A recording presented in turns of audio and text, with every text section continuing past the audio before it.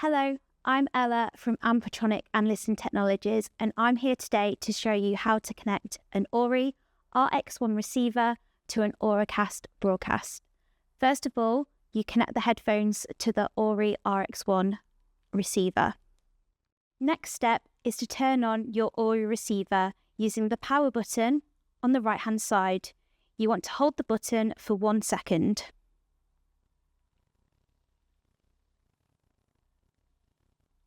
Once you've turned on your Auri receiver, you will want to select the Auracast stream that you want to listen to. You will be able to do this by pressing the search button on the right-hand side.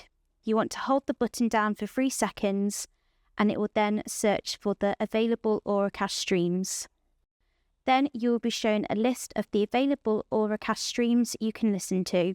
To select the channel you want to listen to, use the buttons on the left-hand side to scroll down.